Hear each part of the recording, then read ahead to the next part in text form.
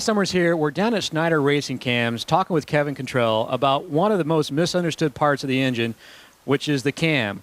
Now, a lot of people think that bigger is better, and that's not always the case in a cam. There's certain things you want to look at before you purchase a cam, like duration, lobe separation, and lift. So, Kevin, can you explain a little bit about what that stuff is? Oh, definitely. And I'm going to try to keep it as simple as possible. I don't want myself getting confused, and I don't want the audiences at home getting confused. We like simple. Yeah, exactly. And it's just, the camshaft really is one of the most misunderstood things about the engine because it's not, an up and down moving part. There's a lot of math that goes behind it. So to keep it simple, duration is basically how long the valves are staying open, how much fuel's going in, how much exhaust is going out.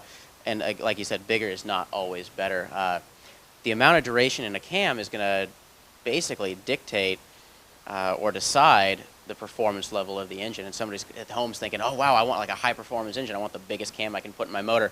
Not always the case because it's also going to shift your RPM range up and down. It's going to decide how much fuel economy you're going to get. Also whether or not the engine's even going to idle on the street. So durations, it's a really tricky thing. I mean, basically you want to find, and that's why we're here to help you, make it easy for you at home. You want to find the correct amount of duration at 50 or at advertise or otherwise. Those are just different measuring marks for camshaft timing. You want to find the right amount of duration for your engine combination. And then explain to us a little bit about the lobe separation and lift. What's that factoring? All right, I'm going to start with lobe separation. It's actually pretty easy to understand. Lobe separation, lift up the cam here. Here's an intake and an exhaust lobe. Intake right here, exhaust right here, and that's the amount of separation between those two lobes.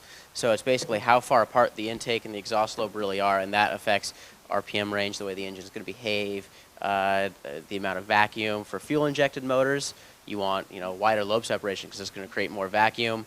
If you're doing something that's, you're up at a lot of altitude, you want a tighter lobe center, because vacuum's not as big of a deal.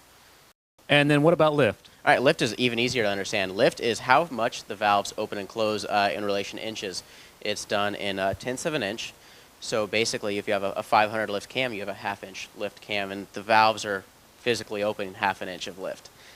Really easy to understand, and the only reason why you want more lift is if your heads can flow more. If your heads are not flowing air up above half an inch of lift, there's no point in having a half-inch lift cam.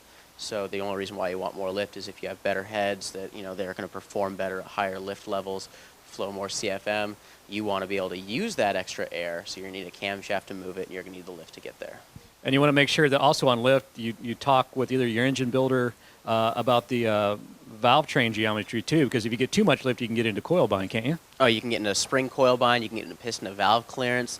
Things can get really ugly, and the motor you just invested, your last 6 paychecks into, and your wife's yelling at you. It's, it's now laying in pieces on your garage floor, and you're scratching your head and sleeping on the couch. You don't want that. So you definitely don't want to go too big.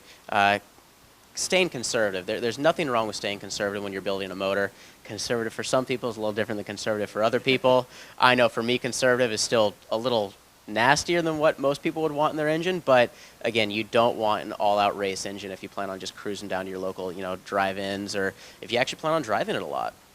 And that's why when people call here, you ask them all the questions that you do, because all these factors of the cam are based on what they're going to do with their car. Oh, definitely. I mean, you can't exactly, it's like trying to make something if you don't have the recipe, and you're just like, oh, hey, I'm just going to go to the store and grab this and this and this and make lasagna, and you end up with ice cream and broccoli, and you're not going to make lasagna that way. Good. Exactly.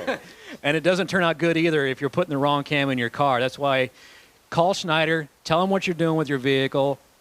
They'll ask you some questions, give you the right cam for their application. There's some places you call out there that you get into a call center, they give you a part number. If you don't know what part number you want, you got some questions, they send you over to the technical department. Then from the technical department, you get back over to the call center. Here at Schneider, you call, you talk to one person. They know what they're talking about. So, Kevin, how can people get a hold of you?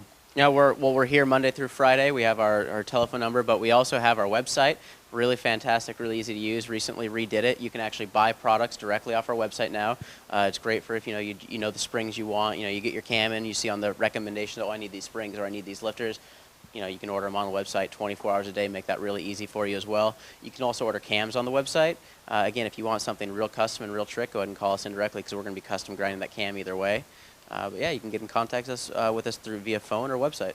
And it might be kind of good for them to, even if they do find a cam on your site, to give you a call to make sure it's going to fit their application. Oh, absolutely. Even on everything, it says if you have any questions whatsoever about whether or not this is going to work the application, don't hesitate to call.